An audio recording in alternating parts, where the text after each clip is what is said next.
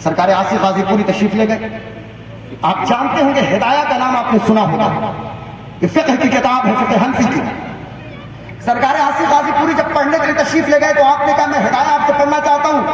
انہوں نے کہا کہ میرا یہ معمول ہے کہ میں پہلے شمس بازغہ پڑھاتا ہوں پھر ہدایہ پڑھاتا ہوں. کہا حضرت شمس بازغہ تو میں پڑھ چکا ہوں, آپ مجھے ہدایہ پڑھائیں. نسیم بھائی انہوں نے کہا میں کیسے پڑھاؤں آپ کو. انہوں نے سمجھا کہ یہ کوئی معمولی طالب علم ہوگا, لیکن سمجھنا چاہیے کہ اس بچے کی تربیت اس خاتون نے کی ہے کہ جس کی تربیت خاتون جنت کر رہی ہے, جس کی تربیت خاتون جنت کر رہی ہے. اللہ اکبر اللہ اکبر. اب آپ ذرا دیکھیے گا 3 سطر. انہوں نے کہا کہ حضرت میں نے 3 سطر ہدایہ کی تیاری میں کر کے آیا ہوں. کہا کہ ٹھیک ہے کچھ بیان کرو. 3 سطر پہ سرکار آصی نے 3 گھنٹے کی تقریر کی تھی. یہ مت سمجھنا کہ خانقاہ رشیدیہ کا یہ سجادہ نشین, یہ 7واں علم بردار چشت اور قادریت کا یہ فقط پیری کے منصب پہ فائز نہیں ہے یا خلافت کے منصب پہ. وقت کے عظیم فقیہ کا نام حضرت علامہ عبدالعلیم آصی غازی پوری رحمۃ اللہ علیہ, ایک بہت بڑے فقیہ ہے سرکار آصی, ایک مفسر ہے. حضرت سرکار آصی غازی پوری مجتہد ہیں. شاعرانہ فکر کو اپنی جگہ اللہ اکبر. مرتا ہوں میں جس پر وہ جوان عربی ہے, مکی مدنی ہاشمی یہ مطلبی ہے. اللہ سے ملتی ہے تیری اصل مکرم, اے نور خدا کیا تیری اعلیٰ نسبی ہے. آخری بات سنیے, نہیں تو علامہ وسیم اکرم صاحب قبلہ کا فون آنا شروع ہو جائے گا فوراً. آخری بات یہ غور سے سنیے گا چونکہ ہمیں پروفیسر صاحب کو بھی سننا ہے.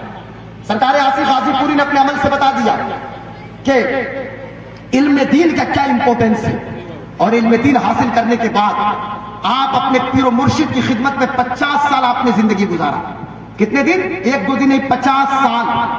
اور سیوان سے اتنی محبت تھی سرکار آصی کو, اتنی محبت سیوان کے لوگوں سے اور خاص طور سے بہمن برہ شریف سے کہ جب آخری وقت سرکار آصی کا ہے, آپ کی نواسی پہنچتی ہیں تو سرکار آصی نے کہا کہ میں سیوان جانا چاہتا ہوں, میں سیوان جانا چاہتا ہوں. کہا کہ حضرت کیسے سیوان, ابھی تو چلنے پھرنے کی طاقت نہیں ہے. کہا کہ میں نہیں سیوان جاؤں گا تو میری لاش بہمن برہ جانی چاہیے, میں چاہتا مجھے بہمن برہ لے جاؤ. یہ سیوان سے اتنی محبت. اور آج میں آپ کو کہنا چاہتا ہوں موجودہ صاحب سجادہ حضرت مفتی عبید الرحمن رشیدی صاحب قبلہ بھی اتنی ہی محبت سیوان سے کرتے ہیں. وجہ یہ ہے کہ خانقاہ رشیدیہ کا مسلک وہی ہے, یاد رکھیے گا. مسلکی طور سے خانقاہ رشیدیہ میں یہ سارے لوگ امام اعظم ابو حنیفہ کے مقلد ہیں, اور عقیدہ کے اعتبار سے حضرت امام ابو منصور ماتوریدی کے فالورز ہیں. لیکن موجودہ وقت میں ان کا یہی نسب العین ہے. پوری دنیا میں یہ خود یہ کہنا چاہتے ہیں کہ وہی طریقہ وہی مسلک ہے جو امام محمد رضا خان فاضل بریلوی کا مسلک ہے. مسلک اعلیٰ حضرت فی زمانہ پہچان کے لیے یہ آج خانقاہ رشیدیہ کا یہی مسلک ہے. میں کہنا یہ چاہتا ہوں مشرق اور چشت اور قادری دونوں کا حسین امتزاج اس میں ہے. خانقاہ رشیدیہ کے بزرگان دین کبھی کسی کو سلسلے قادریہ میں مرید کرتے, کبھی چشت میں. لیکن میں ایک بات کہوں, کتنی محبت غوث پاک سے ہے. ابھی ایک بچہ پڑھ رہا تھا نا کہ تلچھٹ بھی اگر دے کرم پیر مغاں ہے. یہ بابو کوئی پڑھ رہے تھے نا, میں اور میں نام میرا منہ یہ کہاں ہے. یہ حضرت سرکار آصی رحمۃ اللہ علیہ نے خواجہ غریب نواز کی شان میں لکھا تھا. اس کو سن لیجئے, ایک روحانی دنیا کیا ہوتی ہے. میں تقریر کرنے کے لیے ایک روحانیت اسپرچولیٹی کیا ہوتی ہے اور اسپرچول سیٹسفیکشن کہاں سے حاصل ہوتا ہے. ایک چراغ چشم روشن کیا تھا غریب نواز نے اجمیر معلیٰ کی دھرتی پہ, اسی کو روشن کیا خواجہ قطب نے دہلی کی سرزمین پہ, اور پھر ضرورت پڑی تو پاک پٹن کی دھرتی پہ بابا فرید نے روشن کیا. دوبارہ دلی خالی ہوئی تو نظام الدین اولیاء اس کا نمبردار بنا. کلیئر کی دھرتی پہ علاؤدین علی احمد صابر قلیری کو رکھا گیا, اور پھر بنگالہ کی دھرتی پہ حضرت سراج الدین اخی اور حضرت علاؤالحق گنج نواز پنڈوی کو رکھا گیا. لیکن آپ حیران ہو جائیں گے, سرکار غریب نواز سلطان الہند نائب النبی عطا رسول فی الہند سے اتنی محبت کہ جب یہ کلام پڑھا تھا جناب عبدالسبحان جو سرکار آصی کے خلیفہ ان کے مرید ہیں, انہوں نے پڑھا اور مراقبہ کیا تو غریب نواز تشریف لائے, اور سلطان الہند نے کہا کہ عبدالعلیم آصی غازی پوری کو میرا سلام کہو, اور کہو کہ اس علاقے میں میرے سلسلے کا رواج اسی سے ہے اور وہی اسی نے جاری کیا ہوا ہے. حضرت نظام الدین اولیاء ان کی بارگاہ میں مراقبہ کیا, محبوب الہی نے سلام پیش کیا ہے. اللہ اکبر. یہ تو غریب نواز سے محبت اور غوث اعظم سے محبت کی انتہا کر دی سرکار آصی نے.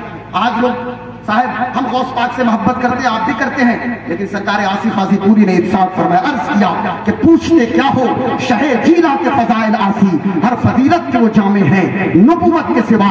सरकार आसिफ गाजी पूरी ने अपनी अमली जिंदगी से, अपने कैरेक्टर और किरदार से, अपनी तहजीब से, अपने तमद्दुन से, अपनी सकाफत से मुरीदों के कुलूब अज़हान का एक तरफ आपने तस्किया किया है, तो दूसरी तरफ खानकाही निजाम को संभाला है। तो फिर सरकार आसिफ गाजी पूरी ने अपनी अमली जिंदगी से अहले दुनिया को यह पैगाम दे दिया कि दुनिया वालों, सब्र व तहम्मुल की तारीख जबर व इस्तिबदाद की राजधानी में मुरतब की जाती है।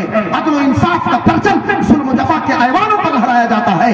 हुर्रियत व आजादी की तालीम तलवारों के साए में दी जाती है, और तय करे तस्लीम और रज़ा तख्ते दार पे भी मुस्कुराता है। यही वजह है कि सरकार आसिफ इंतकाल कर गए, लेकिन इंतकाल से पहले आपने कहा था कि आज फूले न समाएंगे कफन में आसी, आज फूले न समाएंगे कफन में आसी, कब्र की रात है उस गुल से मुलाकात की रात, सरकार से मुलाकात की रात। पूरी जिंदगी नबी का जिक्र किया है, पूरी जिंदगी नबी की शान बयान किया है। हमसे पूछते हो हम किससे मिलने कब्र में जा रहे हैं? अरे जब हम मेंबर पे खड़े होते थे तो हम कहते थे कि चमकते हुए चांद को दो टुकड़ा किया मुस्तफा ने, डूबे हुए सूरज को वापस बुलाया मुस्तफा ने। पूरी जिंदगी मुस्तफा मुस्तफा हमने किया।